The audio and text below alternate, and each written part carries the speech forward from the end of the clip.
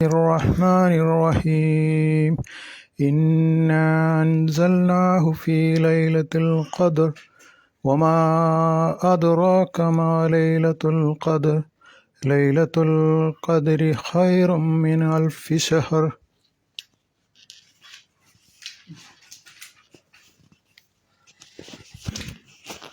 أعوذ بالله من الشيطان الرجيم. بسم الله الرحمن الرحيم. إنا أنزلناه في ليلة القدر وما أدراك ما ليلة القدر ليلة القدر من ليلة الخير خير من ألف شهر. أعوذ بالله من الشيطان الرجيم. بسم الله الرحمن الرحيم. إنا أنزلناه في ليلة القدر وما أدراك ما ليلة القدر ليلة القدر خير من ألف شهر.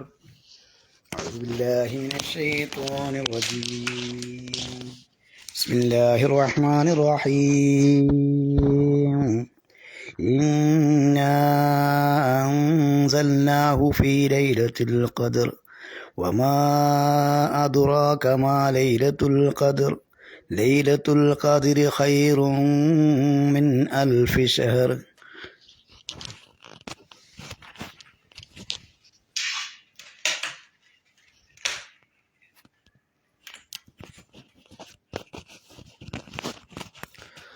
أعوذ بالله من الشيطان الرجيم. بسم الله الرحمن الرحيم. إنا أنزلناه في ليلة القدر وما أدراك ما ليلة القدر ليلة القدر خير من ألف شهر. أعوذ بالله من الشيطان الرجيم. بسم الله الرحمن الرحيم. إنا أنزلناه في ليلة القدر وما أدراك ما ليلة القدر ليلة القدر خير من ألف شهر.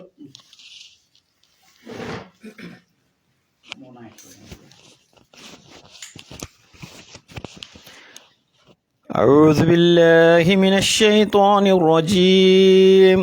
بسم الله الرحمن الرحيم.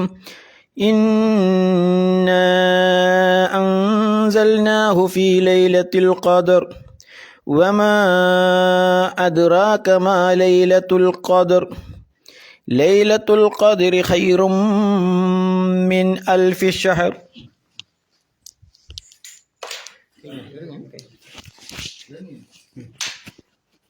ഇനി അലിഫ്, വാവ്, യാ, അതിൻ്റെ ശേഷം ഹംസ എന്ന അക്ഷരം വന്നത് എത്ര സ്ഥലമുണ്ട് നോക്കിയാൽ മൂന്നായത്തിൽ. അലിഫിൻ്റെ ശേഷം അല്ലെങ്കിൽ വാവിൻ്റെ ശേഷം അല്ലെങ്കിൽ യാവിൻ്റെ ശേഷം. ആദ്യത്തത് ഇന്ന, അവിടെ അലിഫുണ്ട്. അതിൻ്റെ ശേഷം വരുന്ന എന്താ? ഇന്ന കഴിഞ്ഞിട്ട് ആദ്യത്തെ ഇന്ന കഴിഞ്ഞിട്ട് എന്താ വരുന്നത്? ഈ ഹംസ വരുന്നില്ലേ? ഇല്ലേ? ആ, അപ്പം അവിടെ എന്താ ചെയ്യേണ്ടത്? 4 to 6 കതിർ വരെ നീട്ടിക്കൊള്ളണം. അപ്പം എങ്ങനെ ഓതണം? ഇന്ന എന്ന് നീട്ടണം എന്നാ, അത് നിർബന്ധ. ഇന്ന. പിന്നെ ഇനി സാക്കിനായ നൂനോ തെൻവീനോ വരുന്നുണ്ടോ നോക്കിയാണ്. സാക്കിനായ നൂനോ എന്ന് പറഞ്ഞാൽ ഇങ്ങനെയുള്ള നൂന്, അല്ലെങ്കിൽ പിന്നെ തെൻവീൻ. തെൻവീൻ എന്ന് പറയുമ്പം ലൊമ്മ് തെൻവീൻ ആവാം, ഫത്തഹ് തൻവീൻ ആവാം, കെസ്ർ തൻവീൻ ആവാം. ഇത് വരുന്ന സ്ഥലം നോക്കി, എവിടെയുള്ളത്? അൻ. ആദ്യം തന്നെ അൻ കഴിഞ്ഞിട്ട് വരുന്നുണ്ട് അല്ലേ ഈ നൂന്. ആ, അതിന്മേൽ പ്രത്യേക അടയാളം എന്തെയുണ്ടോ? ഇല്ല. അപ്പൊ എന്താ ചെയ്യേണ്ടത്? അത് ഒന്നിക്ക് ഉന്നത്തി ചെയ്യണം. ഉന്നത്തി ചെയ്യണം. അപ്പൊ എങ്ങനെ ഓതേണ്ടത്? അൻസൽനാഹു, അൻസൽനാഹു 2 പ്രാവശ്യം തരിമൂക്ക് ഇങ്ങനെ തരിപ്പിക്കണം. അപ്പോൾ 2 നിയമം പഠിച്ചു. ഒന്ന് ഇന്ന, അവിടെയും വേണം തരിമൂക്ക് തരിപ്പിക്കൽ. ഇന്ന. പിന്നെ അൻസൽനാഹു. പിന്നെ ഫി ലൈലത്തിൽ ഖദർ. ലൈലത്തിൽ ഖദർ കഴിഞ്ഞിട്ടൊരു അലിഫ് ഉണ്ടാവും അല്ലേ? അൽ ഖദർ എന്ന് പറഞ്ഞിടത്ത് ഒരു അലിഫില്ലേ? ആ അലിഫിൻ്റെ മുകളിൽ നിങ്ങൾ എന്താ കാണുന്നത്? ചെറിയ കുട്ടി സ്വാദ് അല്ലേ? സ്വാദ് മുറിച്ചതാണ്. അത് എന്തിനാട്ടത്? കൂട്ടി ഓതുമ്പോൾ അതിനെന്തുണ്ടാവില്ല? ഉച്ചാരണം ഉണ്ടാവില്ല. അപ്പം എങ്ങനെ ഓതണം? ലൈലത്തിൽ ഖദർ ഒറ്റ ചാട്ടം ലാമിലേക്ക്. അതിൻ്റെ പേരാണ് വസിലിൻ്റെ ഹംസ. അപ്പം ആയത്ത് ഒന്നുകൂടി നോക്കിയാണ്. ഇന്നാ അൻസൽനാഹു ഫീ ലൈലത്തിൽ ഖദർ. ഖ ഖ ഉച്ചരിക്കേണ്ടത് ഖ അല്ലേ? കാക്കപ്പക്ഷി ഉണ്ടാക്കുന്ന ആ ശബ്ദം തന്നെയാണ് ഖ. അപ്പോൾ ഉച്ചരിക്കേണ്ടത് എങ്ങനെയാണ്? ഇന്നാ അൻസൽനാഹു ഫീ ലൈലത്തിൽ ഖദർ. ദാ എന്നല്ല, ദാലിന് സുക്കൂനാണ്. ദാലിമ്മ സുക്കൂൻ വരുമ്പോൾ എന്താ പ്രത്യേകത? ദാലിന് സുക്കൂൻ വരുമ്പം നിങ്ങൾ ഖാഫ്, ത്വാ, ബാ, ജീമ്, ദാല് ഈ അക്ഷരങ്ങൾ സുക്കൂന് വരുമ്പോൾ എന്ത് ചെയ്യണം? സുക്കൂൻ പറഞ്ഞാൽ പിന്നെ 0 അല്ലേ? അങ്ങനെ വരുമ്പോൾ എന്ത് ചെയ്യണം? ഒരല്പം കട്ടി കൂട്ടി ഉച്ചരിക്കണം. അപ്പോൾ ഖദർ എന്ന് പറയാൻ പാടില്ല എന്നാ. അപ്പം എങ്ങനെ ഓതണം? ഫീ ലൈലത്തിൽ ഖദർ, ഫീ ലൈലത്തിൽ ഖദർ. പിന്നെ വമാ, അവിടെയും കാണാം നമ്മൾ നേരത്തെ പറഞ്ഞ നിയമം അല്ലേ? മാ എന്നൊരു അലിഫ് നീട്ടല്ലേ? പിന്നെ ഈ ഹംസ വരുന്നില്ലേ അല്ലേ? അപ്പം എന്ത് ചെയ്യണം? അവിടെയും 4 മുതൽ 6 ഖദർ വരെ നീട്ടണം. അപ്പം എങ്ങനെ ഓതണം? വമാ അദ്റാക. അവിടെ എഴുതിയത് അദ്റയാക്ക എന്നല്ലേ? നിങ്ങൾ ഖുർആനിൽ എന്താ ഉള്ളത്? അദ്റയാക്ക എന്നല്ലേ ഉള്ളത്? പിന്നെന്താ നിങ്ങൾ അദ്റാക്ക ഉച്ചരിക്കണത്? കുത്തില്ലാത്തതുകൊണ്ടാണോ ഉച്ചരിക്കണത്? കുത്തില്ലാത്തതുകൊണ്ട് ഞങ്ങൾ റാന്ന് ഉച്ചരിക്കണം അല്ല? അതിന്റെ റൂൾ ഇതാണ്, നിയമം ഇതാണ്. യ എന്ന അക്ഷരം അത് കുത്തുണ്ടായിക്കോട്ടെ. ചിലയിൽ കുത്തുണ്ടാവും, ചിലയിൽ കുത്തുണ്ടാവില്ല. അത് നിങ്ങളെ മൊബൈലാ. പിന്നെ ചില ഖുറാനിൽ കുത്തുണ്ടാവില്ല. സിറിയ എന്നൊക്കെ വരുന്നതിലൊക്കെ കുത്തുണ്ടാവും, ചിലന്ന് കുത്തുണ്ടാവില്ല. യാന് കുത്ത് നിർബന്ധമൊന്നുമില്ല. ഇവിടെ ഇപ്പം നമ്മളത് യാന്റെ ശേഷം അലിഫ് വന്നാൽ യാ, യാന്റെ ശേഷം യാന്റെ മിഡിൽ അലിഫ് വന്നാൽ ആ കേട്ടോ. വാവിന്റെ ശേഷം അലിഫ് വന്നാൽ വാ, വാവിന്റെ മിഡിൽ അലിഫ് വന്നാൽ ആ. മനസ്സിലായില്ലേ? അപ്പോഴാണ് നമ്മൾ സ്വലാത്ത്, സകാത്ത് ഒക്കെ എങ്ങനെ ഓതുക? സ്വലാത്ത് ഇങ്ങനെ ഉണ്ടാവുക, സ്വലവാത്ത് എന്നാ ഉണ്ടാവുക. പക്ഷെ നമ്മൾ ഉച്ചരിക്കേണ്ടത് സ്വലാത്ത്. സക്കാത്ത് എന്ന് എങ്ങനെ ഉണ്ടാവുക? ഇങ്ങനെ ഉണ്ടാവുക ഖുറാനിൽ അല്ലേ? സക്കാത്ത്. നമ്മൾ ഉച്ചരിക്കുന്നത് സക്കവാത്ത് എന്ന അല്ല, സക്കാത്ത്. അപ്പോൾ അതാണ് അവിടെ. അതുകൊണ്ടാണ് അദ്റയാക്ക ഓതാതെ വമാ അദ്റാക. അദ്റാക. പിന്നെ റ ര 2 ഉച്ചാരണുണ്ട്. ഒന്ന് തഫീമാക്കിയിട്ട് ഉച്ചരിക്കും. തഫീം പറഞ്ഞാൽ ബലൂൺ പോലെ തൊള്ള വീർപ്പിച്ചിട്ട് സ്വരഭാരത്തോടു കൂടി ഉച്ചരിക്കുന്നതിനാണ് തഫീം എന്ന് പറയുന്നത്. അപ്പോൾ റ, ബിസ്മില്ലാഹിർ റഹ്മാനിർ റഹീം, റ റ അല്ലേ? മറ്റേത് റിഹ്ലതശ്ശിതാഇ രി, ഫിർഔന രി അല്ലേ? അങ്ങനെയുള്ള ഉച്ചാരണത്തിനാണ് എന്താ പറയുക? തർക്കീക്ക് എന്ന് പറയുക. അപ്പോൾ റാക്ക് 2 ഉച്ചാരണമുണ്ട്. ഒന്ന് റ, 2 രി. അപ്പോൾ ഇവിടെ ഏതാ? അപ്പം വമാ അദ്റാക, രാക്ക എന്നല്ല, വമാ അദ്റാക. പിന്നെ മാ ലൈലത്തുൽ ഖദർ, മാ ലൈലത്തുൽ ഖദർ. പിന്നെ ലൈലത്തുൽ ഖദ്രി ഖൈറും മിൻ. അവിടെയാണ് നമ്മൾ ശ്രദ്ധിക്കാനുള്ളത്. എന്ത് കണ്ടില്ല? ഈ എഴുതിയ തൻവീൻ കണ്ടില്ല? ഇവിടെ പോയോ? ഈ തൻവീൻ കണ്ടില്ല നിങ്ങൾ? ഖൈറുന്നില്ലടുത്ത് റൂമിലൊരു തൻവീനില്ലേ? അതിൻ്റെ ശേഷം എന്താ വരുന്നത്? മീമ് അല്ലേ? അപ്പം എന്ത് ചെയ്യണം? ഇദ്ഗാം ചെയ്യണം. കുന്നത്തും വേണം, മണിക്കും വേണം. അപ്പം എങ്ങനെ ഓതണം? ഖൈറും മിൻ, ഖൈറും മിൻ, ഖൈറും മിൻ. പിന്നെ നൂന് നേരത്തെ നിങ്ങൾ അൻസൽനാഹു എഴുതിയ നൂന് പോലെയാണോ കണ്ടത്? അല്ല. ആ നൂനിൻ്റെ പ്രത്യേകത എന്താ? അൻസൽനാഹുവിൻ്റെ നൂന് ഖുറാനിൽ നോക്കണേ, മൊബൈൽ നോക്കിയിട്ട് എന്നോട് പറയരുത്. അൻസൽനാഹുവിൻ്റെ നൂന് എങ്ങനെ എഴുതിയത്? നഗ്നമാണ്, ആ വസ്ത്രമൊന്നും എടുത്തിട്ടില്ല അല്ലേ. എന്നാൽ മിൻ എന്ന് പറഞ്ഞു കൊടുത്ത നൂൻ എങ്ങനെയുള്ളത്? ഒരു ചെറിയ റസുൽഹായ് കാണാം അല്ലേ, ഖുറാനിൽ നോക്കി അല്ലേ, ഉണ്ട്. ഈ നൂന് വന്നാൽ എന്ത് ചെയ്യണം? ഇദ്ഗാം ചെയ്യണം അല്ലേ. പിന്നെ ഈ നൂന് ആദ്യത്തെ നൂന് വന്നാൽ ഇദ്ഗാമോ ഇഫാ ചെയ്യണം. ഈ നൂന് വന്നാലോ, ഈ ഇങ്ങനെയുള്ള അടയാളമുള്ള നൂന് വന്നാൽ ഇൽഹാർ ചെയ്യണം. അപ്പം എങ്ങനെ ഓതണം അവിടെ? മിൻ അൽഫി ഷഹർ. അവിടെ മിൻ അൽഫി ഷഹർ എന്ന് ഓതാൻ പാടില്ല. മിൻ അൽഫി ഷഹർ, മിൻ അൽഫി ഷഹർ.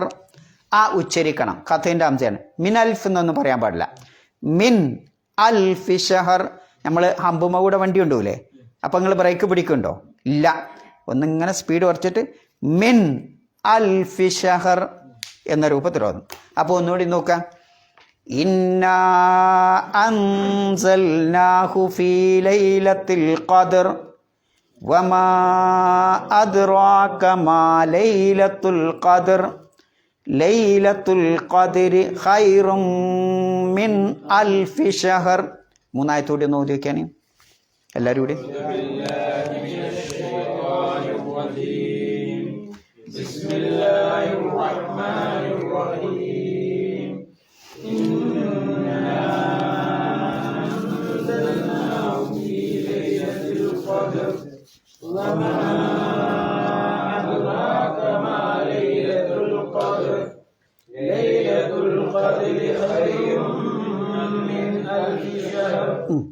ആർക്കെങ്കിലും തജ്വീദിൽ എന്തെങ്കിലും ഡൗട്ട്? അങ്ങനെയല്ല, ഇങ്ങനെ എന്തോ ഉണ്ടോ?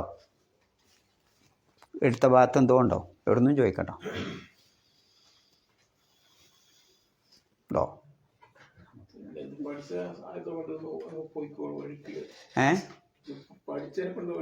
എന്നും പറയണോണ്ട് നമുക്ക് ആ ഇതിലങ്ങനെ പോകും ഇൻഷാ അല്ലാ. എന്നാ അർത്ഥം പറയാം. ഇന്നാ തീർച്ചയായും നാം. ഇന്ന എന്ന് പറഞ്ഞ വാക്കിൻ്റെ അർത്ഥം തീർച്ചയായും. ഇന്ന എന്ന് പറഞ്ഞാൽ തീർച്ചയായും നാം. അൻസൽനാഹു, നാം അതിനെ ഇറക്കി. ഫീ ലൈലത്തുൽ ഖദ്ർ, നിർണയത്തിൻ്റെ അല്ലെങ്കിൽ ഖദ്റിൻ്റെ രാവിൽ. വമാ അദ്റാക, നിനക്കെന്തറിയാം? മാ ലൈലത്തുൽ ഖദ്ർ, ലൈലത്തുൽ ഖദ്ർ എന്താണെന്ന് നിനക്കെന്തറിയാം? ലൈലത്തുൽ ഖദ്ർ, നിർണയത്തിൻ്റെ ആ രാവ്, ഖൈറുൻ, ഉത്തമമാണ്, മിൻ അൽഫി ഷഹർ, 1000 മാസത്തേക്കാൾ ഉത്തമമാണ്. റിവേഴ്സ് എടുത്ത് വരിക. ഇന്ന എന്ന് പറഞ്ഞ വാക്കിൻ്റെ അർത്ഥം നാം എന്നാണ് അല്ലേ. ഇന്ന നാം എന്നാണോ? ഇന്ന തീർച്ചയായും. പ്ലസ് നാന്നുണ്ട് അവിടെ. അതെന്തിൻ്റെ ഷോർട്ടാണ്? നഹ്നു എന്നാ. അപ്പം ഇന്നാ നഹ്നു എന്നുള്ളതിൻ്റെ ഷോർട്ട് ഫോം ആണ് ഇത് ഇന്ന. അപ്പം തീർച്ചയായും നാം. ഇന്ന തീർച്ചയായും നാം. തീർച്ചയായും ഞാൻ എന്നെങ്ങനെ പറയാ? ഇന്നനി, ഇന്നനി തീർച്ചയായും ഞാൻ ഒരാളാണെങ്കിൽ. ഇന്നന, ഇന്ന തീർച്ചയായും നാം. അൻസൽനാഹു നാം അതിനെ ഇറക്കി. അല്ലാഹു സുബ്ഹാനഹു വ തആല നാം ഇറക്കി എന്നാ പറയുന്നത്. ഞാൻ എന്നറിയണവും നാം എന്നറിയണവും വ്യത്യാസമല്ലേ? അല്ലെങ്കിൽ ഞാൻ നമ്മൾ എന്നറിയണ വ്യത്യാസമല്ലേ? ഇവിടെ നമ്മൾ ഇറക്കി എന്നാണല്ലോ അല്ല പറയണേ അല്ലേ? അപ്പോൾ ഒന്നിലധികം ദൈവമുണ്ടോ? എന്താ ഖുർആൻ അങ്ങനെ പറയാൻ കാരണം? മറുപടി നിങ്ങളെത്ത് നിന്ന് കിട്ടണം. അല്ല ഒരാളല്ലേ ഉള്ളൂ, ഒന്നല്ലേ, സിംഗുലർ അല്ലേ? ആണ്. എങ്കിൽ എന്തുകൊണ്ടാണ് ബഹുവചനത്തിൻ്റെ പിന്നെ ഇത് അള്ളാഹു ഉപയോഗിച്ചത്? ബഹുവചനത്തിൻ്റെ ലമീർ അല്ലെങ്കിൽ പ്രൊനൗൺ എന്തുകൊണ്ട് അള്ളാഹു ഉപയോഗിച്ചു? എന്താ കാരണം? നാട്ടിൽ നമ്മൾ ഉപയോഗിക്കേണ്ട, അതുകൊണ്ട് അള്ളാഹു ഉപയോഗിച്ചതാണോ? അതുകൊണ്ട് അള്ളാഹ് അങ്ങോട്ട് ഉപയോഗിച്ചാണോ? നാട്ടുകാരൊക്കെ ഉപയോഗിക്കണോണ്ട്? ആ, അതിലൊരു സൂത്രമുണ്ട്. എന്നാ ഖുർആനിൽ ഇന്നനി അനല്ലാ എന്ന് പറയണില്ലേ? തീർച്ചയായും ഞാനാണ് അള്ളാഹു എന്ന് അള്ളാഹു പറയുന്നുണ്ട്. അവിടെ സിംഗുലർ ഏകവചനമായ ആ പ്രോണൗണാണ് അള്ളാഹു ഉപയോഗിച്ചത്. ഇന്നനി അനല്ലാ എന്ന് അള്ളാഹു തആല പറയുന്നുണ്ട്. ഇവിടെ ഇന്ന അൻസൽനാഹു ഇങ്ങനെയുള്ള കുറേ പ്രയോഗങ്ങൾ വിശുദ്ധ ഖുർആനിൽ കാണാൻ സാധിക്കും അല്ലേ? അവിടേക്ക് എന്താ ഉദ്ദേശം? അള്ളാഹു സുബ്ഹാനഹു വ തആല നിങ്ങളോട് ആരെങ്കിലും നിങ്ങളോട് ഇങ്ങനെ ചോദിച്ചാൽ എന്താ അങ്ങനെ പറയാൻ കാരണം എന്ന് ചോദിച്ചാൽ നമ്മൾ പറയേണ്ടത് അള്ളാഹു സുബ്ഹാനഹു വ തആല ഇന്ന എന്ന ആ ബഹുവചനം ഉപയോഗിക്കുമ്പോൾ അതിൻ്റെ ശേഷം അള്ളാഹുവിൻ്റെ ഒരു ക്രിയ, ഒരു പ്രവർത്തനം പറഞ്ഞിട്ടുണ്ടാവും. ഖുർആനിൽ എവിടെ എടുത്തു നോക്കിയാലും അള്ളാഹു ചെയ്ത ഒരു പ്രവർത്തനം പറഞ്ഞിട്ടുണ്ടാവും. ഇവിടെ ഇപ്പം എന്താ പ്രവർത്തനം പറഞ്ഞത്? നാം ഇറക്കുക എന്ന പ്രവർത്തനം പറഞ്ഞിട്ടുണ്ട് അല്ലേ? ഖുർആനിൽ അങ്ങനെ പല സ്ഥലത്തും നമുക്കത് കാണാൻ പറ്റും. ഇപ്പം ഉദാഹരണമായിട്ട് ഇന്നാ അഴ്ത്തൈനാക്കൽ, അവിടെ അള്ളാഹു ഉപയോഗിച്ച എന്താ? ഇന്നാ, തീർച്ചയായും നാം. അത് അള്ളാഹ് ഒന്നിലധികം ഉണ്ടായതുകൊണ്ടാണോ? അല്ല.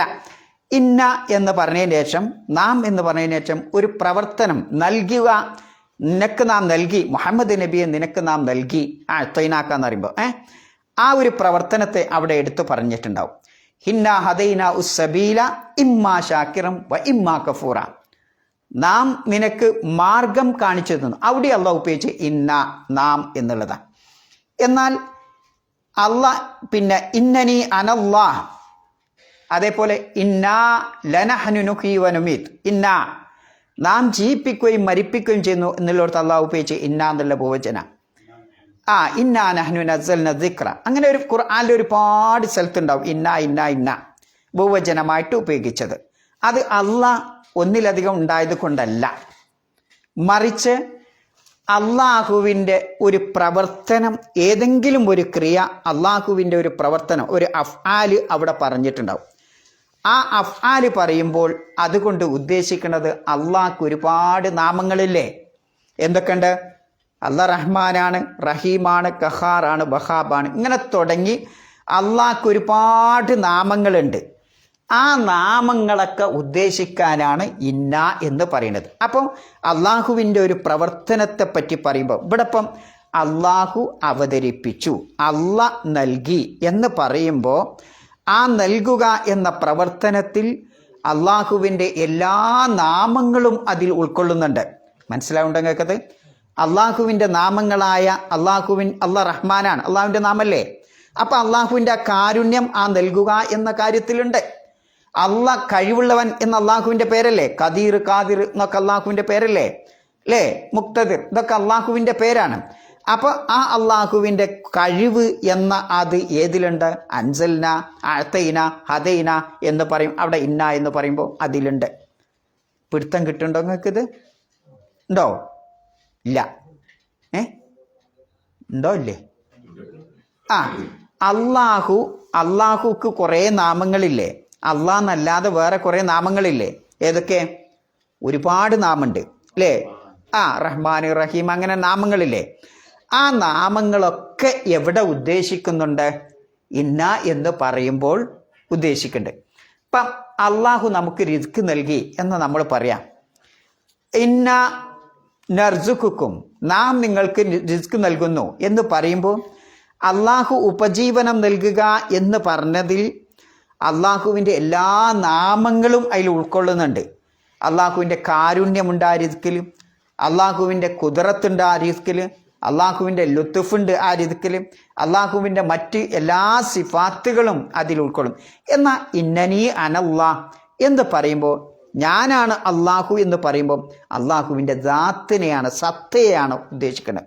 അള്ളാഹുവിൻ്റെ ഏകത്വത്തെ പറയാൻ വേണ്ടി, വഹദാനിയത്തിനെ പറയാൻ വേണ്ടി പറയുന്നിടത്ത് മാത്രമാണ് ഇന്നീ അനല്ലാഹ് എന്ന് അള്ളാഹു ഉപയോഗിച്ചിട്ട്. അപ്പം ഇതാണ് വ്യത്യാസം. സിംഗുലർ ഉപയോഗിക്കുമ്പോൾ അള്ളാഹുവിൻ്റെ ദാത്ത് ഉദ്ദേശിക്കുന്നു.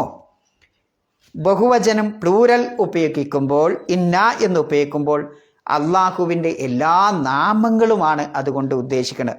അതുകൊണ്ടാണ് ഇന്നനിയ പിന്നെ എന്ത് പറയണത്, ഇന്ന അഴ്ത്തൈനാക്കൽ കൗസർ, ഇന്ന അൻസൽനാഹു എന്നുള്ള പ്രയോഗം അള്ളാഹു പറയുന്നത്. അല്ലാതെ ഒന്നിലധികം ദൈവം ഉണ്ടായതുകൊണ്ടാണോ? അപ്പം ഖുർആൻ ഇങ്ങനെ ആട് നോക്കിയാട്ട് അർത്ഥം പറയുമ്പോൾ എന്തുണ്ടാവും? ആ, ദൈവം കുറേ ഉണ്ടല്ലോ നമുക്കിങ്ങനെ തോന്നും അല്ലേ? ഉൾട്ട ചിന്ത ഉണ്ടാകുമ്പം തോന്നും. അങ്ങനെയല്ല അതിൻ്റെ ഉദ്ദേശം ഇങ്ങനെയാണ് എന്ന് നമ്മൾ മനസ്സിലാക്കണം. അപ്പം എന്ത് മനസ്സിലായി ഇപ്പം നിങ്ങൾക്ക്? ഇന്ന എന്ന് പറഞ്ഞാൽ എന്താണ്? അള്ളാഹുവിൻ്റെ 99 നാമം എന്നൊക്കെ നിങ്ങൾ പഠിച്ചില്ലേ? 99 അല്ല, അതുകൊണ്ടാണ് ഞാൻ പറയാത്തത്. അതിലധികം ഉണ്ട്. അപ്പം ആ നാമങ്ങളൊക്കെ ഏതിലുണ്ട്? അള്ളാഹുവിൻ്റെ ഒരു പ്രവർത്തനം പറയുമ്പോൾ ഉണ്ട്. മനസ്സിലായില്ല നിങ്ങൾക്ക്? അതുകൊണ്ടാണ് ഇന്ന എന്ന് പറയാം. ഇനി പറയാ അൻസൽനാഹു എന്ന് പറഞ്ഞാൽ എന്താ? അൻസല എന്ന് പറഞ്ഞ വാക്കിൻ്റെ അർത്ഥം എന്താ? ഇറക്കി അല്ലേ? അൻസല. നസല എന്ന് പറഞ്ഞാൽ എന്താ? ഇറങ്ങി. അൻസല എന്ന് പറഞ്ഞാലോ? ഇറക്കി. അൻസല എന്ന് പറയുന്നത് അള്ളാഹു സുബ്ഹാനഹു വ തആല അൻസൽന എന്ന് പറഞ്ഞാൽ എന്താ? നാം ഇറക്കി. കണ്ടങ്ങള് അവിടെയും അള്ളാഹു ഉപയോഗിച്ചത് നാം അല്ലേ? അൻസൽതു എന്ന് പറഞ്ഞാൽ പോരെ? ഞാൻ ഇറക്കി എന്നുള്ളതിന് എന്ത് പറഞ്ഞാൽ മതി? അൻസൽതു അല്ലേ? ഞാൻ പോയി എന്നുള്ളതിന് എങ്ങനെ അറബി പറയാം? സഹബ്തു, റുഹ്തു എന്നാണ് പറയാ അല്ലേ? സഹബ്തു. എന്നാൽ അതല്ല അള്ളാഹു ഉപയോഗിച്ചത്. മറിച്ച് അൻസൽതു എന്നല്ലാതെ അൻസൽന, നാം ഇറക്കി.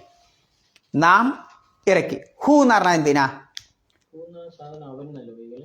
ഹു എന്ന് പറഞ്ഞാൽ അവൻ, അത് എന്നൊക്കെയാണ്. ഹുവ എന്നുള്ളതിൻ്റെ ഷോർട്ട് ഫോമാണ് ഇത് ഹു. ഹുവ എന്ന് പറഞ്ഞാൽ എന്താ? ഒരർത്ഥം അത് അല്ലെങ്കിൽ അവൻ അല്ലേ? അപ്പോൾ അതിനെ ഇറക്കി. ഏതിനെ? എവിടെ ഖുർആനിൽ ഇത് ഇവിടെ പറഞ്ഞത്? എവിടെ? ഞാനിപ്പം അയാളെ കണ്ടു എന്ന് ഞാൻ എപ്പോഴാ പറയാ? ഞാൻ ഇയാളെപ്പറ്റി പറയാം, ഞാൻ അയാളെ അവിടുന്ന് കണ്ടു എന്ന് ഞാൻ പറയണമെങ്കിൽ ആദ്യം ആരെ പറയണം? നജ്മലിനെ പറയണം അല്ലേ? നജ്മൽ അവിടെ ഇങ്ങനെയൊക്കെ ഉണ്ട്, അങ്ങാടിയിൽ അവിടെ ഇങ്ങനെ കളിക്കുന്നുണ്ട്, ഇങ്ങോട്ട് വന്നിട്ടില്ല എന്നൊക്കെ പറയണമെങ്കിൽ അയാളെ ഞാൻ കണ്ടു എന്ന് ഞാൻ പറയണമെങ്കിൽ ആ നജ്മൽ എന്നുള്ള പേര് ആദ്യം പറയണ്ടേ? ഇവിടെ ഖുർആൻ എന്ന് പറഞ്ഞത് വേറെ ആയത്തിൽ പറഞ്ഞിട്ടുണ്ട്. ഓക്കെ, അത് മാത്രമല്ല എൻ്റെ കാര്യം. ലോകത്തുള്ള എല്ലാ മനുഷ്യന്മാർക്കും അറിയപ്പെട്ട കാര്യമാണ് ഖുർആനിൻ്റെ കാര്യം.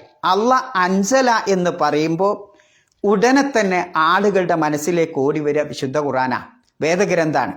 അപ്പം എല്ലാവരുടെ അടുത്തും എല്ലാവരുടെ കാതിലും ഫേമസ് ആയതുകൊണ്ട് അതിനെ പറയേണ്ട ആവശ്യമില്ല. അതുകൊണ്ടാണ് അവിടെ ഹു, പിന്നെ ഖുർആൻ എന്ന് പറയാതെ ഹു എന്ന് ഉപയോഗിച്ച്. അപ്പം നമ്മൾ എന്തൊക്കെ പഠിച്ചു? ഇന്നാ അൻസൽനാ ഹു അല്ലേ? ആ വിശുദ്ധ ഖുർആനിനെ നാം ഇറക്കി. പിന്നെ പറയാ ഫി, ലൈലത്തുൽ ഖദർ, ഖദറിൻ്റെ രാവിൽ. എന്താ ഈ ഖദറിൻ്റെ രാവ്? ഖദറിൻ്റെ രാവ് എന്താ? ഒരർത്ഥം നിർണയത്തിൻ്റെ രാവ് അല്ലേ? മറ്റൊരർത്ഥം കണക്കാക്കപ്പെടുന്ന രാവ്. കണക്കാക്കുക എന്നറിയില്ലേ? നമ്മൾ കണക്കാക്കലില്ലേ? ആ രാവ്. എന്തേ പഠിച്ച തമ്പുരാൻ ഖദറിൻ്റെ രാവ് പറഞ്ഞത്? ഖദറിന് പകലും ഇല്ലേ? എന്തേ പകല് പറയാതെ രാവ് മാത്രം പറഞ്ഞത്? ഫി നഹാരിൽ ഖദർ എന്ന് പറഞ്ഞുകൂടായിരുന്നോ? അല്ലെങ്കിൽ ഫി നഹാരി വ ലൈലത്തുൽ ഖദർ എന്ന് പറഞ്ഞുകൂടായിരുന്നോ? അങ്ങനെയൊന്നും അള്ളാഹ് പറഞ്ഞില്ല. ലൈലത്തുൽ ഖദർ എന്ന് അള്ളാഹ് എന്തുകൊണ്ട് ഉപയോഗിച്ചു? എന്താ നിങ്ങൾക്ക് തോന്നുന്നത്? അപ്പോൾ അവിടെ ഒരല്പം ചിന്തിക്കാനുണ്ട്. ഒരു വിശ്വാസിയെ സംബന്ധിച്ചിടത്തോളം രാവും പകലും വ്യത്യാസമുണ്ട്. ഒരു ആബിദായ, അള്ളാഹുവിനെ ആരാധിക്കുന്ന, അള്ളാഹുവിനെ ഇഷ്ടപ്പെടുന്ന, അള്ളാഹുവിനെ അങ്ങേയറ്റം സ്നേഹിക്കുന്ന, മനസ്സുകൊണ്ട് അള്ളാഹുവിനെ കണ്ടെത്തിയ ഒരു മനുഷ്യനെ സംബന്ധിച്ചിടത്തോളം രാവും പകലും വ്യത്യാസമുണ്ട്. രാവ് വരിക എന്നുള്ളത് ഓൻ അങ്ങേയറ്റത്തെ ആഹ്ലാദവും സന്തോഷമായിരിക്കും. എന്താ കാരണം? മറ്റ് ജോലികളിൽ നിന്നൊക്കെ ഒഴിവായിട്ട് അള്ളാഹുമായിട്ടുള്ള ആ കണക്ഷൻ, ആ ബന്ധം, അത് നേർക്ക് നേരെ കൊടുക്കാനുള്ള ഒരു സമയമാണിത് രാവ്. അതുകൊണ്ടാണ് അള്ളാഹു സുബ്ഹാനഹു വ തആല വിശ്വാസികൾക്ക് ഏറ്റവും ഉത്തമമായ ആ സമയത്ത് അള്ളാഹു എടുത്തു പറയുന്നത് അല്ലേ. ആ തഹജ്ജുദിൻ്റെ സമയമൊക്കെ നിങ്ങളൊന്ന് ആലോചിച്ച് നോക്കി. ആ തഹജ്ജുദിൻ്റെ സമയത്ത് ഒരു വിശ്വാസിക്ക് അങ്ങേയറ്റത്തെ ആഹ്ലാദം ഉണ്ടാവും. കാരണം എന്താ, റബ്ബുമായിട്ട് അയാൾ ഇങ്ങനെ നമസ്കരിച്ചിട്ട് ഇങ്ങനെ കണക്ഷൻ വിടാതെ കണക്ഷൻ ഇങ്ങനെ ഉണ്ടായിക്കും. പകല് ചിലപ്പം ഒരുപാട് കോലാഹല ശബ്ദം, ഒരുപാട് പ്രയാസങ്ങൾ, ജോലിയുടെ ഭാരങ്ങൾ അല്ലേ, അതൊക്കെ ഒഴിവായിട്ട് എല്ലാം ശാന്തമായ ഒരു സമയമാണിത് രാവ് എന്ന് പറയുമ്പോൾ. അപ്പം വിശ്വാസിയോടാണ് അല്ലാഹു തആല ഇത് സംസാരിക്കുന്നത്. ഈ വിശുദ്ധ ഖുർആൻ നാം അവതരിപ്പിച്ചതെന്ന് എപ്പോഴാണ് ആ സമയം? ലൈലത്ത് രാവിലെ അല്ലേ, ഫീ ലൈലത്തുൽ ഖദർ, ഖദറിൻ്റെ രാവിൽ. അവിടെ ഒരിത്തിരി ചിന്തിക്കാനുണ്ട്. എന്താ ചിന്തിക്കാനുള്ള വിഷയം? ഒരു ആമുഖം ചെറുതായിട്ടൊന്ന് മനസ്സിലാക്കാനുണ്ട്. എന്താ ആമുഖം? മനുഷ്യൻ 2 വിഭാഗമാണ്. ഒന്ന് അള്ളാഹുവിനെ ആരാധിക്കുന്ന ആളുകളുണ്ടാവും, ഒന്ന് അള്ളാഹുവിനെ മനസ്സിലാക്കിയ ആളുകളുണ്ടാവും. മനസ്സിലാക്കിയിട്ട് അള്ളാഹുവിനെ ആരാധിക്കുന്നവരുണ്ടാവും, മനസ്സിലാക്കാതെ അള്ളാഹുവിനെ ഞാനും നിങ്ങളൊക്കെ നിസ്കരിക്കുന്നുണ്ട് അല്ലേ. എന്നാ ഇവിടുത്തെ ഏറ്റവും വലിയ പണ്ഡിതനും നമസ്കരിക്കുന്നുണ്ട്. വ്യത്യാസമുണ്ട്. ഹദീസിൽ തന്നെ കാണാം ഒരു പണ്ഡിതൻ്റെ ശ്രേഷ്ഠത. പണ്ഡിതൻ എന്ന് പറഞ്ഞാൽ അള്ളാഹുവിനെ മനസ്സിലാക്കിയ ആൾ കേട്ടോ.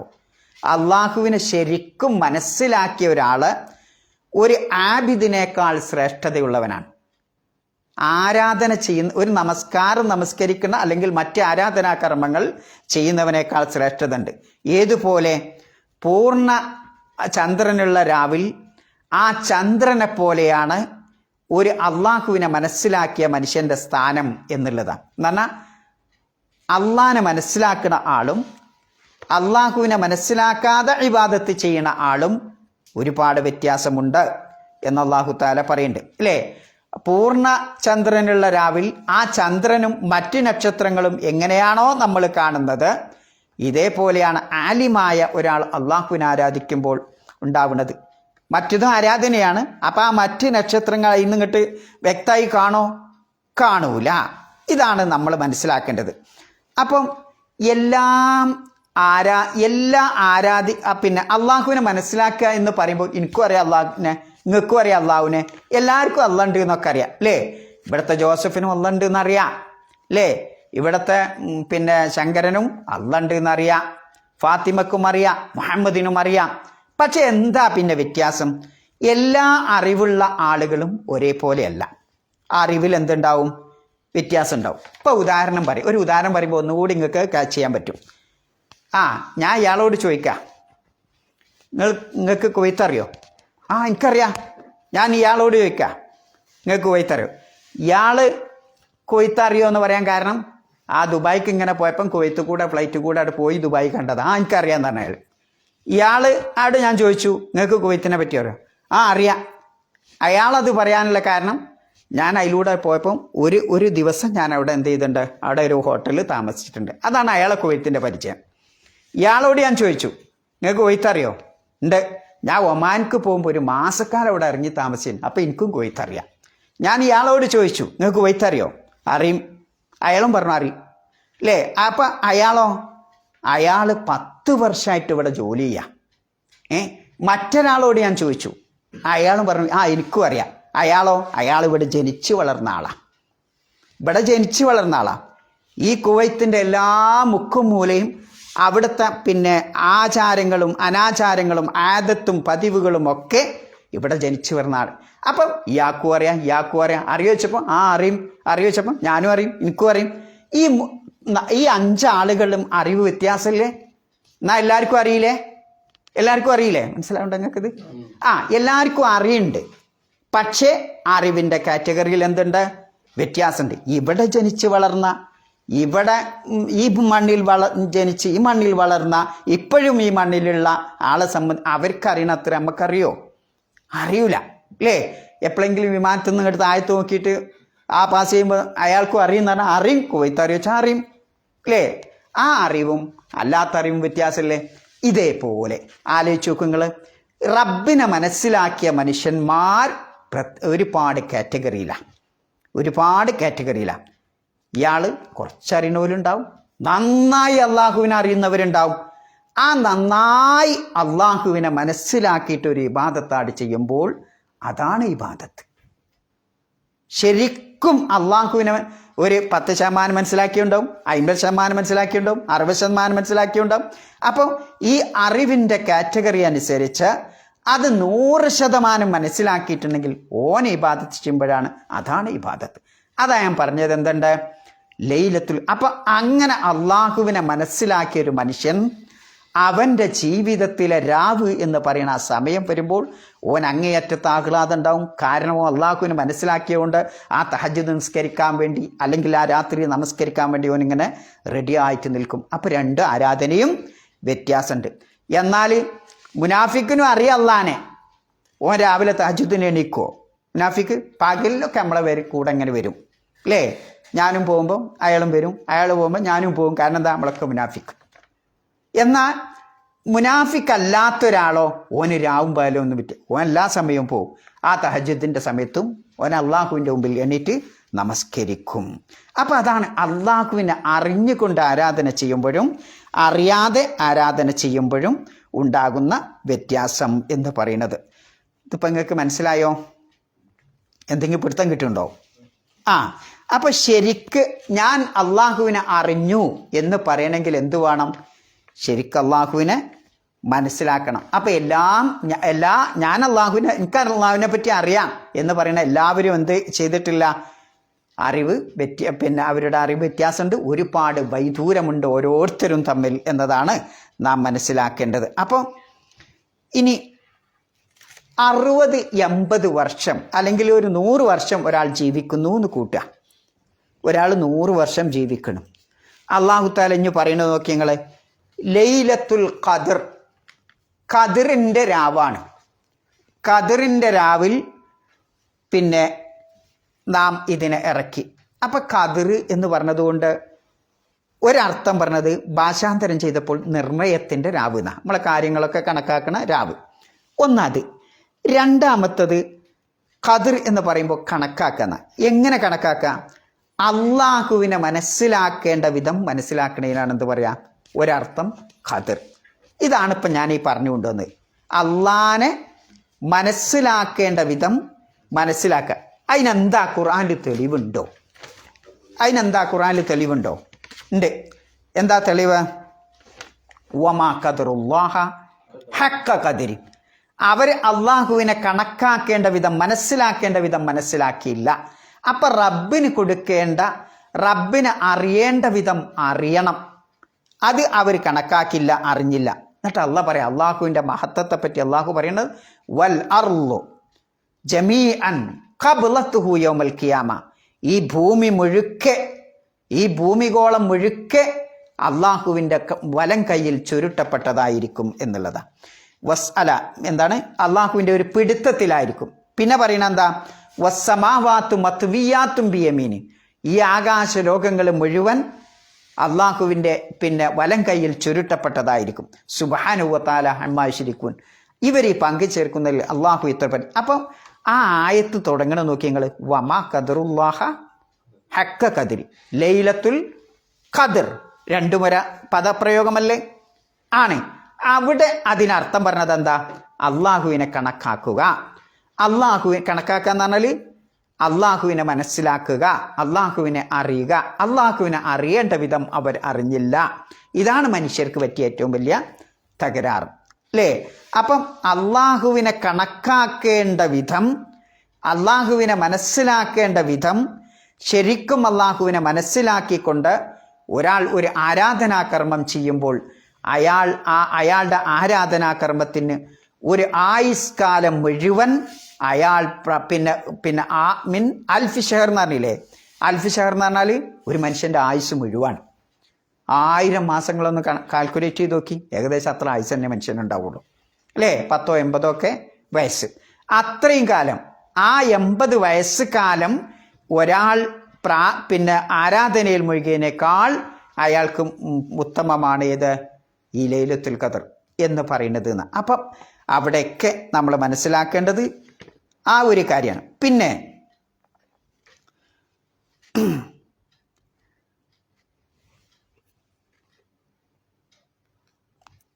പിന്നെ അല്ലാഹു തആല പറയുന്നത് അറിവിൻ്റെ സ്ഥാനം കൂടി ആ ലൈലത്തുൽ ഖദർ എന്ന് പറയുമ്പോൾ ഉണ്ടെന്നാ. അറിവിന് ഓരോ കാറ്റഗറി ഇല്ലേ. ലോകത്തെ ഏറ്റവും വലിയ സമ്പത്ത് എന്താ? അറിവ് തന്നെയാണ് അല്ലേ? ആലോചിച്ച് നോക്കി നിങ്ങൾ.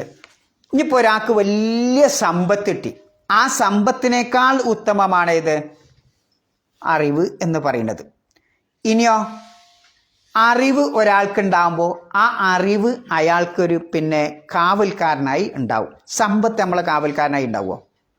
ഉണ്ടാവില്ല. സമ്പത്തിന് നമ്മളിങ്ങനെ നോക്കേണ്ടി വരും എപ്പോഴും അല്ലേ? സമ്പത്തിന് നമ്മളിങ്ങനെ കണക്കൂട്ടി അതിനൊക്കെ പരിപാലിച്ച് ഇങ്ങനെ നടക്കേണ്ടി വരും. എന്നാൽ അറിവോ? അറിവ് നമ്മെ സംരക്ഷിക്കും എന്നുള്ള. അപ്പോൾ ഏറ്റവും വലുത് ഏതാണ്? സമ്പത്താണ്. അപ്പോൾ സമ്പത്ത് ചുരുങ്ങിപ്പോവും. സമ്പത്ത് എന്ത് ചെയ്യും? അത് ക്രിയവിക്രയം ചെയ്യുന്നതിനനുസരിച്ച് ചുരുങ്ങിപ്പോവും അല്ലേ? എന്നുള്ള 1000 എന്താവും? 3 ടിക്കറ്റ് എടുക്കുമ്പോഴത്തേന് അത് കഴിഞ്ഞ് അത് ടിക്കറ്റ് ഇട്ടും അല്ലേ? അപ്പം ഈ രൂപത്തിൽ അത് ചുരുങ്ങിപ്പോവും. അതുകൊണ്ടാണല്ലോ ഒരു കവി ഭാഷയിൽ നിങ്ങൾക്ക് കാണാം എന്ത് മലയാളത്തിൽ ഇങ്ങനെ കൊണ്ടുപോവില്ല ചോരന്മാർ കൊടുക്കും തോറുമേറിടും മേന്മയേകിടും മരിച്ചാലും പിന്നെന്താ വിദ്യ തന്നെ മഹാധനം എന്ന് മലയാളത്തിലൊരു കവി പറഞ്ഞു വെച്ചിട്ടുണ്ട്. എന്താണ് ചോരൻ എന്ന് പറഞ്ഞ വാക്കിൻ്റെ അർത്ഥം എന്താ? കള്ളൻ അല്ലേ? കള്ളന്മാർക്ക് കൊണ്ടുപോകാൻ പറ്റാത്ത ഒരേ ഒരു സമ്പത്താണിത് അറിവ്. മറ്റതൊക്കെ നമ്മളെ പോക്കറ്റിൽ നിന്ന് കൊള്ളക്കാരും കള്ളന്മാരും കൊള്ളയടിക്കും, കട്ടുകൊണ്ടുപോകും. എന്നാൽ അറിവിനെ കട്ടുകൊണ്ടുപോകാൻ പറ്റുമോ? കട്ടുകൊണ്ടുപോകാൻ പറ്റൂല, മോഷ്ടിക്കാൻ പറ്റൂല. എന്നാൽ അറിവ് അങ്ങനെയല്ല. മാത്രമല്ല അറിവ് ഇങ്ങനെ ഒരാൾക്ക് കൊടുക്കും തോറും എന്താ അതിൻ്റെ ബെനിഫിറ്റ് ഇങ്ങനെ കൂടി വരിക. ഒരാൾക്ക് പൈസ അങ്ങോട്ട് കൊടുത്താൽ പോയില്ലേ, കഴിഞ്ഞില്ലേ, എൻ്റെ പോക്കറ്റ് ഇങ്ങനെ കാലിയാവും.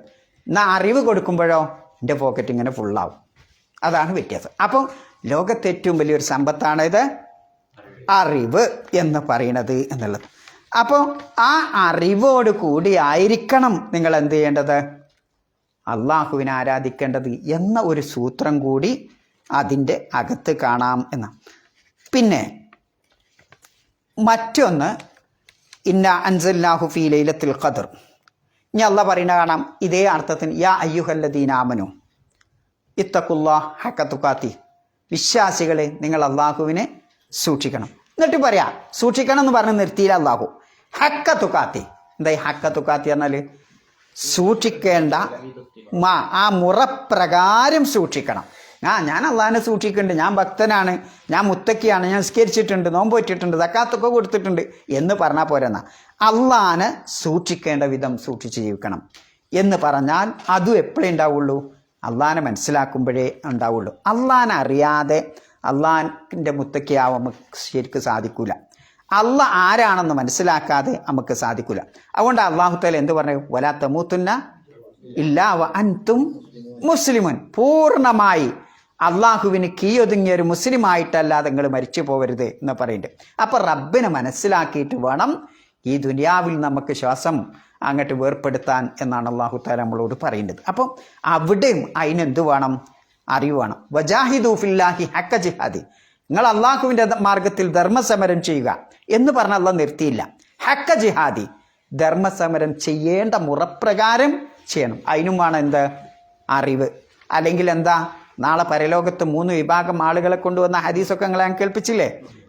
ഒരു വിഭാഗം വലിയ യുദ്ധത്തിന് പങ്കെടുത്ത പോരാളികളാണ്, പട്ടാളക്കാരാണ്. അവരെന്താ അല്ലാഹു തആല പരലോകത്ത് വിചാരണയ്ക്ക് വേണ്ടി കൊണ്ടുവരും. അവരോട് ചോദിക്കും, നിങ്ങൾക്ക് നല്ല ആരോഗ്യവും ഇതൊക്കെ തന്നില്ലേ, നിങ്ങൾ അതുകൊണ്ട് എന്ത് ചെയ്തു എന്നൊക്കെ അല്ലാഹു തആല ചോദിക്കുമ്പോൾ അവർ പറയും, അല്ലാഹുവേ നിൻ്റെ മാർഗത്തിലൊക്കെ ഞങ്ങൾ പോരാടി, അങ്ങനെ ഞങ്ങൾ ഷഹീദായി. അവരെ പിന്നെ കൊണ്ടുവരാൻ വേണ്ടി പറയും. എന്നിട്ട് മലക്കളോട് പറയും, മുഖം കുത്തി വലിച്ചുകൊണ്ട് നിങ്ങൾ അവരെ നരകത്തിലേക്ക് കൊണ്ടുപോയി. എന്താ അപ്പോൾ അവർ ചെയ്ത തെറ്റ്?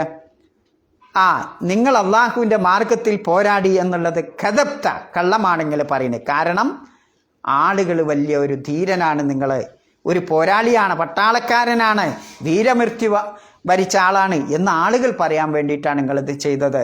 അപ്പോൾ അതുകൊണ്ടാണ് വജാഹിദു ഫില്ലാ ഹഖ ജിഹാദി. അള്ളാഹുവിൻ്റെ മാർഗത്തിൽ ജിഹാദ് ചെയ്യുമ്പോൾ മുറപ്രകാരം ജിഹാദ് ചെയ്യണമെന്ന് പറഞ്ഞതിലുള്ള യുക്തിയും അള്ളാഹുവിനെ അറിഞ്ഞ് മഅരിഫത്ത് കിട്ടിയിട്ടേ എന്ത് ചെയ്യാൻ പാടുള്ളൂ, അത് ഉണ്ടായിട്ട് അള്ളാഹുവിനെ ആരാധിക്കുമ്പോഴേ ആ ആരാധനയാവുള്ളൂ. വെറുതെ പഠിച്ചാൻ പറഞ്ഞാൽ ഇന്നാ അൻസൽനാഹു ഫീ ലൈലത്തുൽ ഖദർ, ലൈലത്തുൽ ഖദർ ഖൈറും മിൻ അൽഫി ഷഹർ, പോയി നിസ്കരിച്ചതുകൊണ്ട് അത് കിട്ടുന്നില്ല. മറിച്ച് എന്തു വേണം, റബ്ബിനെ മനസ്സിലാക്കേണ്ട വിധം മനസ്സിലാക്കി അത് ഉൾക്കൊള്ളേണ്ട വിധം ഉൾക്കൊണ്ട് ആ റബ്ബിനെ മനസ്സിലാക്കിയ റബ്ബിൻ്റെ കൽപ്പനകൾ ജീവിതത്തിൽ പകർത്തി അങ്ങനെ അള്ളാഹുവിൻ്റെ മുമ്പിൽ ആ ഒരു സമയത്ത് നിങ്ങൾ ആ റുക്കൂ ചെയ്യുന്ന ആ റുക്കൂ, സുജൂദ് ചെയ്യുന്ന ആ സുജൂദ്, ആ നമസ്കാരം നിങ്ങളുടെ ഒരു ആയുസ് കാലഘട്ടത്തെ മുഴുവൻ നമസ്കാരത്തേക്കാൾ ഉത്തമമാണെന്ന് പറയാനുള്ള കാരണം അതാണ്. മനസ്സിലാവുണ്ടെങ്കിൽ അതിൻ്റെ ട്രിക്ക്. അല്ല വെറുതെ അങ്ങോട്ട് പോയി ലൈലത്തുൽ ഖദർ ആണെന്ന് പറഞ്ഞ് സ്കെച്ചാ കിട്ടുക ഒന്നുമില്ല. അപ്പം ചിന്തിക്കേണ്ട വിഷയമാണ് അതും എന്നുള്ളതാണ്. അപ്പം ഇതിലെ പ്രധാനപ്പെട്ട ഇതെന്താ, അള്ളാനെ മനസ്സിലാക്കുക എന്നുള്ളതാണ് അതിലുള്ള ഒരു യുക്തി. ഇനി മറ്റൊരു കാര്യം, ഒരാൾ ഒരായുഷ്കാലം മുഴുവൻ നമസ്കരിച്ചു അല്ലേ, അയാൾ നിസ്കരിച്ചപ്പോൾ അള്ളാനെ മനസ്സിലാക്കേണ്ട വിധമൊന്നും ശരിക്കും മനസ്സിലാക്കിയിട്ടില്ല, മാരിഫത്തൊന്നുമില്ല. അയാളുടെ ആ നിസ്കാരം കൊണ്ട് അയാൾക്ക് എന്തെങ്കിലും പ്രയോജനം കിട്ടൂലേ? കിട്ടൂല എന്നുള്ളതാണ് അല്ലേ. കാരണം ഒരു നമസ്കാരം നമസ്കരിക്കുമ്പോൾ മനസ്സിനുണ്ടാവുന്ന ഒരു ആഹ്ലാദമുണ്ട്. നിങ്ങളൊരു തഹജ്ജുദ് ഇങ്ങോട്ട് എണീച്ച് നിസ്കരിച്ചിട്ട് ഒന്ന് രാവിലെ ഡ്യൂട്ടിക്ക് പോയി നോക്കേണ്ടി, ആ മനുഷ്യൻ്റെ മുഖവും അതൊന്നും എണീക്കാതെ സുബഹി നിസ്കരിക്കാതെ പോണ മനുഷ്യൻ്റെ മുഖവും വ്യത്യാസമുണ്ട്. യഥാർത്ഥത്തിൽ തഹജ്ജുദും സുബഹിയും നമസ്കരിച്ചു കൊണ്ട് പോകുന്ന ആ മനുഷ്യൻ റബ്ബിനെ മനസ്സിലാക്കിയിട്ടുണ്ടെങ്കിൽ ഓനാണ് ലോകത്തിലെ ഏറ്റവും വലിയ സൗഭാഗ്യവാൻ. ഏറ്റവും വലിയ സൗഭാഗ്യവാൻ. ആ സആദത്ത് അവൻ്റെ ശരീരത്തിലും മുഖത്തിലൊക്കെ കാണാൻ പറ്റുന്ന, അവൻ്റെ പെരുമാറ്റത്തിലുണ്ടാവുന്ന, രണ്ടും ഉണ്ടാവും. അതുകൊണ്ട് അള്ളാനെ മനസ്സിലാക്കിക്കൊണ്ടായിരിക്കണം ഈ ലൈലത്തുൽ ഖദറിൽ നമ്മൾ എന്ത് ചെയ്യേണ്ടത്, ആരാധന ചെയ്യേണ്ടത്. ഇനി അള്ളാൻ്റെ ഒരു ചോദ്യം നോക്കി നിങ്ങൾ, അടുത്ത ആയത്ത് വമാ അദ്റാക. എന്താ ഈ വമാ അദ്റാക എന്ന് പറയുന്നത്? വമാ അദ്റാക എന്ന് പറയുന്നത് എന്താ? അതിൻ്റെ അർത്ഥം എന്താ നമ്മൾ പഠിച്ച്? വമാ അത് റാക്ക എന്നാ ചിലയിടത്ത് വമാ യുദ്രീക്ക എന്നുണ്ടില്ല നിങ്ങൾ. എന്താ ഇപ്പോൾ വ്യത്യാസം? അതും നിനക്കറിയാമോ? വമാ യുദ്രീക്ക എന്ന് പറഞ്ഞാലും നിനക്കറിയാമോ എന്നാണ് ഇത്. അത് വളരെ സൂക്ഷ്മമായി മനസ്സിലാക്കേണ്ടതാണ്. എന്തിനാണ് അള്ളാഹു സുബ്ഹാനഹു വ തആല നിനക്കത് അറിയാമോ എന്ന് പറഞ്ഞ് ചോദിക്കണം? ഇന്നാ അൻസൽനാഹു ഫീ ലൈലത്തുൽ ഖദർ, ലൈലത്തുൽ ഖദറിലാണ് ഈ ഖുർആൻ ഇറക്കിയത്. പിന്നെ അള്ളാഹ് അനക്ക് അറിയോ എന്നെന്തിനാ ചോദിക്കണത്? ആ ലൈലത്തുൽ ഖദർ 1000 രാവിനേക്കാൾ ഉത്തമമാണ് എന്ന് പറഞ്ഞാൽ പോരെ? വമാദ്രാക്ക അതിൻ്റെ ഇടയിൽ എന്തിനാ തിരികിയത്? എന്തിനാ? ഒന്ന്, പറയാൻ പോകുന്ന ആ കാര്യത്തിലേക്കൊന്ന് ശ്രദ്ധ ക്ഷണിക്കാനാണ്. രണ്ടാമത്തെ ഒരു കാര്യം, വമാ അദ്റാക്ക എന്ന് പറയുമ്പോൾ ലോകത്തുള്ള അള്ളാഹുവിൻ്റെ ഒരു സൃഷ്ടിജാലങ്ങൾക്കും അത് മനസ്സിലാക്കാൻ സാധിക്കൂല, അള്ളാഹ് മനസ്സിലാക്കി തന്നാലല്ലാതെ. അതിനാണ് വമാ അദ്റാക്ക ഉപയോഗിച്ചത്. മനസ്സിലാവുണ്ടോ നിങ്ങൾക്ക്? ഖുർആനിൽ 2 പ്രയോഗമുണ്ട്, വമാ അദ്റാക്ക, വമാ യുദ്രീക്ക. ഇപ്പോൾ ഉദാഹരണമായിട്ട് വമാ അദ്റാക്ക ഉപയോഗിച്ചത് എവിടെ? പങ്കുകൊടുത്തോ? നോക്കിയോളിട്ടോ. ഓക്കെ. യസ് അലുക്കന്നാസു, ജനങ്ങൾ നിന്നോട്, മുഹമ്മദ് നബിയെ ജനങ്ങൾ നിന്നോട് ചോദിക്കും, അനിസ്സാ, ആ അന്ത്യനാളിനെ പറ്റി. കുൽ, പ്രവാചകരെ അവരോട് ഇങ്ങനെ മറുപടി പറയാം, ഇന്നമാ ഇൽമുഹാ ഇൻദ റബ്ബി, ആ അന്ത്യനാളിനെ പറ്റിയുള്ള അറിവ് എൻ്റെ രക്ഷിതാവിൻ്റെ അടുക്കലാണ്. എന്നിട്ട് അള്ളാഹുവിടെ ഉപയോഗിച്ച് നോക്കി നിങ്ങൾ, വമാ യുദ്രീക, നിനക്കെന്തറിയാം, ലഅല്ല സ്സാഅത തകൂനു കരീബ, ആ അന്ത്യസമയം അടുത്തു തന്നെ വന്നേക്കാം എന്നുള്ളതാണ്. അവിടെ അള്ളാഹു ഉപയോഗിച്ച പദപ്രയോഗം വമാ യുദ്രീക, ഇവിടെയോ വമാ അദ്റാക. അപ്പോൾ രണ്ടും ചെറിയ വ്യത്യാസമുണ്ട്. വമാ യുദ്രീക എന്ന് പറയുമ്പോൾ ലോകത്ത് ഖിയാമത്ത് നാൾ വരെ, നിങ്ങളെ മരണം വരെ ആ കാര്യത്തെപ്പറ്റി നിങ്ങൾ അറിയില്ല എന്നാണ്. മനസ്സിലാവുണ്ട് നിങ്ങൾക്ക്? വമാ അദ്റാക എന്ന് പറയുമ്പോൾ ലോകത്തൊരു സൃഷ്ടിക്കും അറിയില്ല, പക്ഷേ അടുത്ത് തന്നെ പടച്ചോനെ നിങ്ങൾക്ക് പറഞ്ഞു തരുന്ന. ഇവിടെ വമാ അദ്റാക്കയാണ് ഉപയോഗിച്ചത് അല്ലേ? വമാദ്രാക്ക പറഞ്ഞപ്പോൾ അള്ളാഹ് ആർക്കും അതറിയില്ല, മുഹമ്മദ് നബിക്ക് പോലും അറിയില്ല. മറിച്ച് അള്ളാഹ് അടുത്ത് എന്നെ ഇപ്പം നിങ്ങൾക്ക് ഇതാ പറഞ്ഞു തരും. നിങ്ങൾക്ക് അറിയാത്തൊരു കാര്യം അള്ളാഹു പറഞ്ഞു തരും. അവിടെയാണ് വമാദ്രാക്ക ഉപയോഗിക്കുക അല്ലേ? വമാദ്രാക്ക ഉപയോഗിച്ചിട്ട് ലൈലത്തുൽ ഖദ്രി ഖൈറും മിൻ അൽഫി ഷഹർ എന്നാൽ അള്ളാഹു തആല പറയില്ലേ, 1000 രാവിനേക്കാൾ അല്ല 1000 മാസങ്ങളെക്കാൾ പുണ്യമുള്ള രാവാണ് അത് എന്ന് പറയില്ലേ. അപ്പൊ അള്ളാഹു തആല എന്നെ പറഞ്ഞിട്ട് അള്ളാഹ് തന്നെ പറഞ്ഞുതരാം, മുഹമ്മദ് നബിക്ക് പോലും അറിയില്ലാത്ത ആ കാര്യം അള്ളാഹു തആല അറിയിച്ചു തരും. അങ്ങനെ അള്ളാഹ് അടുത്ത് തന്നെ അറിയിച്ചു തരും എന്ന് പറഞ്ഞു കൊടുത്താണ് വമാദ്രാക്ക ഉപയോഗിക്കുക. അള്ളാഹ് നിങ്ങളെ മരണം വരെ ഖിയാമത്ത് നാൾ വരെ നിങ്ങൾക്കറ്റ അറിയില്ല, അറിയിച്ചു തരൂല്ല. അങ്ങനത്തെ സ്ഥലത്താണ് എന്ത് ഉപയോഗിക്കുക? വമായുദ്രീക്ക ഉപയോഗിക്കുക. ഇപ്പം മനസ്സിലായില്ല നിങ്ങൾക്ക്? ഓരോന്നിനും എന്തുണ്ട്? വിശുദ്ധ ഖുർആനിൽ വളരെ ചിന്തിച്ച് ഗഹനമായി പഠിക്കേണ്ട കാര്യമാണിത്. ഖുർആനിൻ്റെ ഓരോ വാക്കുകളും നിങ്ങൾ അങ്ങനെ തന്നെ പഠിക്കണം. അപ്പോഴേ നമുക്ക് എന്തുണ്ടാവുള്ളൂ? ഒരു ഈമാനികമായ ആവേശം കിട്ടുള്ളൂ. ആ ഈമാനികമായ ആവേശം കിട്ടിയിട്ട് അള്ളാഹനങ്ങട്ട് കാണുന്നത് പോലെ അള്ളാഹുവിൻ്റെ മുമ്പിലാണ് നിസ്കരിക്കുമ്പോൾ ആ നമസ്കാരമാണ് നമസ്കാരം, ആ നോമ്പാണ് നോമ്പ്, ആ സക്കാത്താണ് സക്കാത്ത്. അങ്ങനെ തെക്കുവയോടുകൂടി അള്ളാഹ്ക്ക് ആരാധന ചെയ്യുന്ന മുത്തക്കിയുടെ കൂട്ടത്തിൽ റബ്ബ് തമ്പുരാൻ നമ്മെ ഉൾപ്പെടുത്തി അനുഗ്രഹിക്കുമാറാവട്ടെ. സുബ്ഹാനക്കല്ലാഹുമ്മ വബിഹംദിക അശ്ഹദു അല്ലാ ഇലാഹ ഇല്ല അൻത അസ്തഗ്ഫിറുക വഅത്തൂബു ഇലൈക്.